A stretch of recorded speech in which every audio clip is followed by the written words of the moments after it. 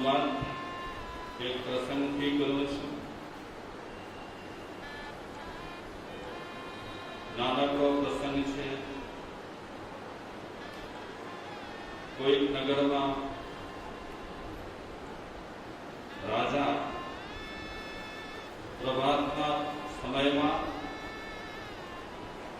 લોકોને દાન દેતા હતા. સવારના પહોરમાં લોકો દાન દેવા માટે રાજા પાસે, રાજાના દરબારમાં ભેગા થતા હતા. કર્મચારીઓ મારફતે રાજા દાન દેતો હતો. એક વખતે આ દાનના પ્રસંગે એક સંત મહાત્મા રાજાના દરબારમાં આવ્યા. એ પણ દાન લેવા માટે આવ્યા હતા. તો કર્મચારીઓ દાન દેવાની શરૂઆત કરી. દાન દેતા દેતા દેતા અને સંત પાસે આવ્યા. એટલે સંતે કર્મચારીઓને અટકાવ્યા. કર્મચારીઓને કહે છે, હું તમારા હાથેથી દાન નહીં લઉં. તો કર્મચારીઓ કે આ તો અમે કેટલાય ટાઈમથી અમારા હાથે લોકોને દાન આપીએ છીએ અને બધા લોકો પ્રેમથી દાન લે છે, તમે શું કામ ના પાડો છો? સંત કહે, મારે રાજાના હાથેથી દાન લેવું છે. તો કર્મચારીઓ રાજા પાસે આવી કરી અને રાજાને કીધું કે મહારાજા, આ સંત મહાત્મા પધાર્યા છે, દાન લેવા માટે આવ્યા છે, પણ એ એમ કહે છે કે રાજાના હાથેથી મારે લેવું છે. તો મહારાજા, એ સંતને આપ આપના હાથે દાન આપો. તો રાજા વિચારે છે કે કેટલાય ટાઈમથી કર્મચારીઓ દાન આપે છે, કોઈ એમ નથી કહેતો કે મારે રાજાના હાથેથી દાન લેવું છે, અને આ સંત મહાત્મા આમ શું કામ કહે છે? એટલે રાજા એ મહાત્મા પાસે ગયા. મહાત્માને નમસ્કાર કરી અને રાજા પૂછે છે મહાત્માને કે આપ કર્મચારીના હાથે દાન ન લીધું કે નહીં? મારે તમારા હાથેથી દાન લેવું છે. રાજા કે બોલો, કેટલું જોઈએ તમને દાન? તો સંત મહાત્મા રાજાને કહે છે, મને સ્વર્ગ મળે એટલું દાન આપો. મને સ્વર્ગ મળે એટલું દાન આપો. તો રાજા મહાત્માને કહે છે, અરે બાબાજી,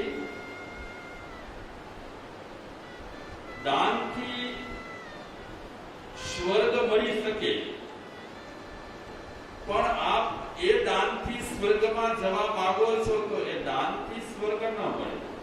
તમે શું કીધું કે એટલું મને દાન આપો કે એ દાનથી હું સ્વર્ગમાં જઈ શકું. દાન દેનારો સ્વર્ગમાં જઈ શકે, પણ હું તમને એટલી મિલકત આપું કે જે મિલકતથી તમને સ્વર્ગ મળે, એ તો શક્ય નથી બાબાજી, એ શક્ય નથી. તો મહાત્મા એ રાજાને કહે છે, મહારાજા, તમે અત્યારે ગરીબ લોકોને દાન આપો છો, વર્ષોથી આપો છો. આ તમારી પ્રવૃત્તિ બિરદાવા જેવી છે. આ તમારી પ્રવૃત્તિની પ્રશંસા કરવા જેવી છે. આ તમારી પ્રવૃત્તિની અનુમોદના કરવા જેવી છે. પણ મહારાજા, આ તમારી પ્રવૃત્તિથી ગરીબ લોકો ગરીબ જ રહેવાના છે.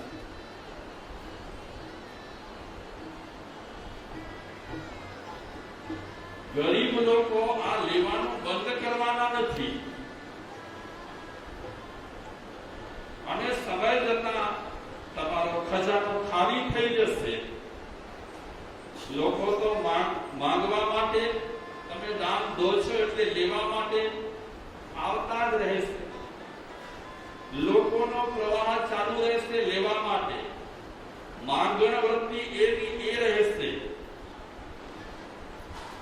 તમારે દાન એવું આપવું જોઈએ કે લોકોની માંગણ વૃત્તિ બંધ થઈ જાય. લોકો જે હાથ લાંબા કરી અને રોજ તમારી પાસે લઈ રહ્યા છે એ લેવાનું બંધ કરે એવું તમારે દાન દેવું જોઈએ. એ રીતે તમારે ગરીબોને સહયોગ આપવો જોઈએ. એ રીતે તમારે ગરીબોને મદદ કરવી જોઈએ. તમે એમ કરો કે એને રોજગારના સાધનો આપો. જે લોકો આવી રહ્યા છે એમને તમે રોજગારના સાધનો આપો. જો સશક્ત રહેના હોય તો એમને સૂચના આપો કે આ રોજગારના તમને સાધન આપું છું, તમે મહેનત કરો, તમે કમાવો અને તમે પગભર થાઓ. સાધનો ઉપલબ્ધ તમે કરાવી દેશો તો એ લોકો કંઈ પણ કામ શરૂ કરશે. કામ શરૂ કર્યા પછી જે ભિક્ષા લેવા માટે, દાન લેવા માટે મજબૂર થઈ રહ્યા છે એ મજબૂર નહીં થાય. એમને કામ મળશે. કામ મળ્યા પછી મહેનત કરશે અને મહેનત કર્યા પછી એ પોતાનું જીવન યાપન સ્વમાન સાથે વિતાવશે. જીવન યાપન કરશે સરસ રીતે. એટલે મહારાજા ખરેખર સાચું દાન તો એ છે કે લોકોમાં આત્મવિશ્વાસ જગાડવા જેવો છે. લોકોને સ્વાવલંબન બનાવવા જેવા છે. લોકો જો આ માંગતા પરાધીન થઈ જાય તો એ લોકો સ્વમાની બની શકતા નથી અને જીવનનો વિકાસ કરી શકતા નથી. ગરીબોને પગભર કરવા માટે તમારે રોજગારના સાધનો ઉપલબ્ધ કરવા જોઈએ. એ લોકોને હિંમત આપવી જોઈએ. એ લોકોને સમજાવવા જોઈએ કે આમ વારે ઘડીએ ક્યાંક હાથ લાંબો કરવાને બદલે તમે સ્વાશ્રયી બનો, તમે મહેનત કરો.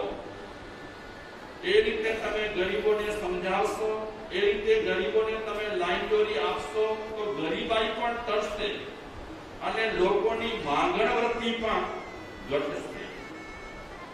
આ વાત હું એટલા માટે કરું છું, ધર્મબિંદુ ગ્રંથના આધારે આપણે બીજા મુદ્દા પર ચર્ચા કરી રહ્યા છીએ, બીજા ગુણ પર ચર્ચા કરી રહ્યા છીએ. અને એ બીજો ગુણ છે શિષ્ટાચારી લોકો રહેલા છે એમની પ્રશંસા કરવી અને શિષ્ટાચારની પ્રશંસા કરવી. આપણો પહેલો મુદ્દો હતો કે ન્યાય, પ્રમાણિકતા અને નીતિપૂર્વક ધન કમાવવું. અને બીજો મુદ્દો છે શિષ્ટાચારની પ્રશંસા કરવી. અને એ તો આપણે સમજીએ છીએ, જે વસ્તુની પ્રશંસા થાય તે તરફ આપણું મન ખેંચાય. અત્યારે આપ સૌ બેઠેલા છો, આપ સૌનામાં કાંઈ ને કાંઈ વિશેષતા રહેલી છે. તો આપનામાં જે વિશેષતા રહેલી છે એને કોઈ સારો માણસ ચૂંટી લે. સારો માણસ ચૂંટ્યા પછી એના પર પ્રશંસા કરે તો આપનામાં જે વિશેષતા રહેલી છે એમાં આપને ઉત્સાહ આવે અને બીજા લોકોને પ્રેરણા મળે કે આ માણસમાં આ સદગુણ રહેલો છે, આ માણસમાં આ સરસ મજાની એક શું રહેલી છે, સરસ મજાની આવડત છે, વગેરે વગેરે. જ્યારે આપણે જે વ્યક્તિમાંથી કાંઈ પણ સારું શોધી કરી અને પ્રશંસા કરીએ તો આપણને પણ સારું રહે, જેનામાં જે ગુણ રહેલો હોય એના માટે પણ સારું રહે અને જગતના લોકોને પ્રેરણા મળે. તો શિષ્ટાચાર કોને કહેવાય એના પર આપણી ચર્ચા ચાલુ છે. શિષ્ટાચારમાં 18 ટિપ્સ રહેલી છે. એ 18 ટિપ્સમાં આપણે નંબર 1 શું વિચાર્યું હતું? જે લોકોને લોકાપવાદનો ભય છે એ લોકોને આપણે શિષ્ટ કહી શકીએ. પણ મને પ્રશ્ન આજે અત્યારે એ થઈ રહ્યો છે કે લોકાપવાદનો ભય રાખવા જેવો ખરો? લોકાપવાદનો ભય રાખવા જેવો ખરો? મીરાબાઈ તો કહે છે, કહે તેને કહેવા દઈએ, આપણે પ્રભુ ભજનમાં રહીએ. નરસિંહ મહેતા એમનો પણ લોકાપવાદ થતો હતો. નિંદા થતી હતી કે નથી થતી એમની? શેની નિંદા થતી હતી? એકદમ પવિત્ર પુરુષ હતા. કોઈ પણ ખરાબી એમનામાં ન હતી. તે છતાં પણ સારું કરતા કરતા પણ લોકાપવાદ થતો હતો. તો એ લોકાપવાદથી ડરવું કે ન ડરવું?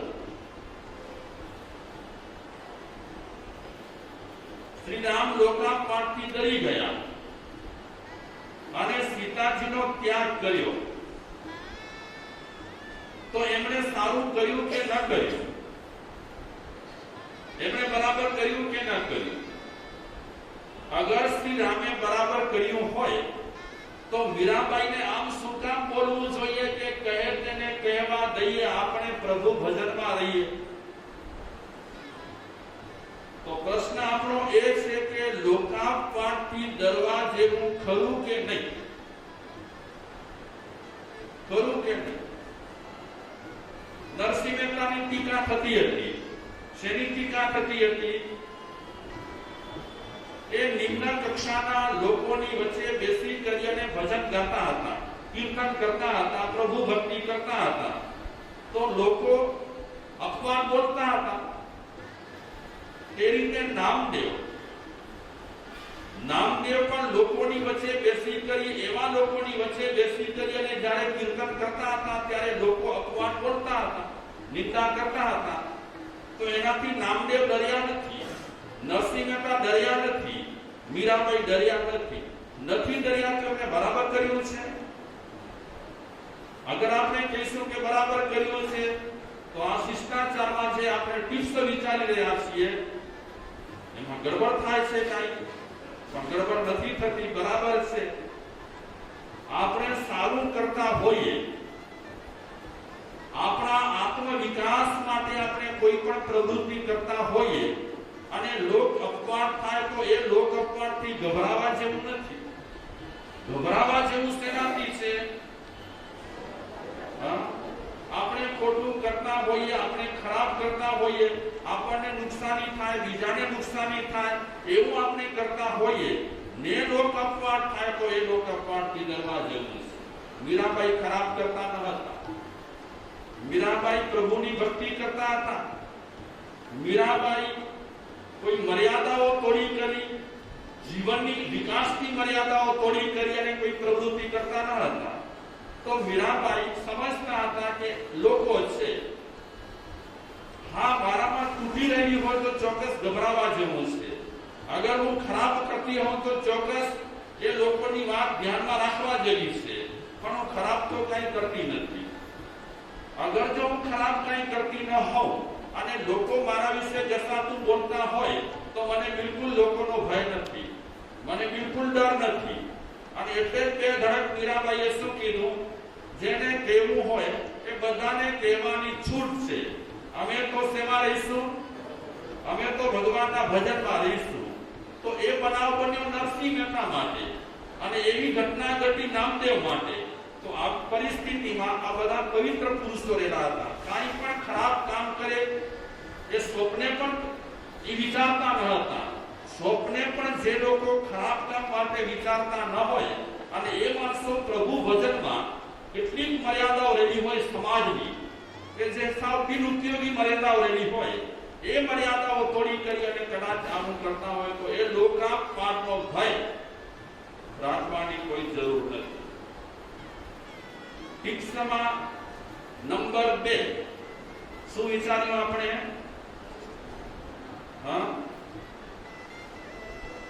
ગરીબોને, દીન દુખિયાઓને સહાનુભૂતિ આપવી, સહયોગ આપવો, યથાશક્તિ મદદ કરવી. મદદ કઈ રીતે કરવી જોઈએ એ માણસ પર નિર્ભર છે. કોઈ લોકો આમને આમ ગરીબોને સહયોગ આપતા હોય અને કોઈ લોકો ગરીબોને કામ આપી કરી અને સહયોગ આપતા હોય. હકીકતમાં સત્ય વાત તો એ રહી છે, ગરીબોને મજબૂત બનાવવા જવા નથી, ગરીબોને પગભર કરવા જેવા છે. કારણ કે માણસ માત્રની આપણને જરૂર પડવાની છે, ચાહે સાહુકાર હોય ચાહે ગરીબ હોય, દરેકની આપણને જરૂર પડવાની છે. તો એ લોકોને એ રીતે પ્રોત્સાહિત કરવા જોઈએ કે એ પોતાની રીતે પગભર થાય અને આજીવિકા એ પોતે રડી લે. જો વ્યક્તિ જે ગરીબ માણસ પોતા પર પગભર થાય તો સોમાનપૂર્વક એ જીવી શકે. સોમાનપૂર્વક જીવવું એ પણ જરૂરી છે. ગુરુદેવને એવી એક તમન્ના છે કે આપણાથી બને કેટલા લોકોને પગભર કરવા. એમની જે સ્કીમ છે અને એમની જે મનોકામના રહી છે કે આદિવાસી સમાજમાં જે બિચારા સાવ કંઈ પણ કરી શકતા નથી અને રોજી રોટી માટે બિચારાઓને ખેંચ વર્તે છે, એવા લોકોને કામ આપવા, એવા લોકોને કામ આપી કરી અને એમને પગભર કરવા અને સ્વમાનપૂર્વક જીવી શકે એવું કંઈ કરવું. ગુરુદેવને તમન્ના છે. એમ ઘણા સારા વિચારકો પણ એમ માની રહ્યા છે કે કોઈ પણ માણસને આમ કરાવવાને બદલે એ ગૌરવપૂર્વક જીવે એવું તમે કરો. તમે સાચું બોલજો કે અત્યારે સાધર્મિક લોકો મદદ માટે આવતા હોય ત્યારે તમે એમને કઈ દ્રષ્ટિથી જુઓ છો? કઈ દ્રષ્ટિથી જુઓ છો? મદદ તમે આપી રહ્યા છો, મદદ સખી દાતાઓ આપી રહ્યા છે. લેવા માટે જ્યારે આવે છે એ લોકો ત્યારે આપણે એમને કઈ દ્રષ્ટિથી જોઈએ છીએ? આપણા સમાન માનીએ છીએ કે આપણાથી નીચા માનીએ છીએ? કેવા માનીએ છીએ? દેનાર કોઈ જ છે. આપણે વ્યવસ્થા સંભાળી રહ્યા છીએ. દેવા માટેનો આપણને ચાન્સ મળ્યો છે, મોકો મળ્યો છે, તો કઈ રીતે દેવું જોઈએ? દેનાર તો કહે છે આપો, તમે જરાય પણ એમ વિચારો નહીં કે આ રીતે લઈ જાય છે, આ રીતે લઈ જાય, વિચારો જ નહીં. તમે 4 જણા એવા એ રીતે લઈ જતા હોય તો એના માટે તમે બહુ ચર્ચા ના કરો. તમે આપો, તમારા હાથેથી આપો અને કઈ રીતે આપો? સોમાનપૂર્વક આપો. એમનું સોમાન ભંગ ન થાય તે રીતે તમે આપો. અગર આપણે એમને હલકા માનતા હોઈએ, અગર આપણે એમને નીચા આપણાથી માનતા હોઈએ તો એ સહાનુભૂતિ ના કહેવાય. સહાનુભૂતિ તો તે કહેવાય કે એમને પણ આપણા સમાન માનીએ. સમાન માનીશું ત્યારે એ શિષ્ટાચાર આપણો સારો દેખાશે. ગરીબને સહયોગ આપવો, સહાનુભૂતિ આપવી. દરિદ્રને દરિદ્ર ન કહેતા દરિદ્ર નારાયણ તો એવું પણ કોઈક વિચારક કહે છે. સ્વામી વિવેકાનંદ પણ કહે છે કે ખરેખર તમે ગરીબ લોકોને સાવ હલકા ન માનો, તમે ગરીબ લોકોને સામાન્ય ન ગણો. એ ગરીબ લોકો પણ અંતે તો માણસ છે. તમે જો સમાનપૂર્વક એમને જીવવા માટે વ્યવસ્થા કરી દેશો તો એ સમાજમાં પણ ઉપયોગી થવાના છે અને ધર્મમાં પણ ઉપયોગી થવાના છે.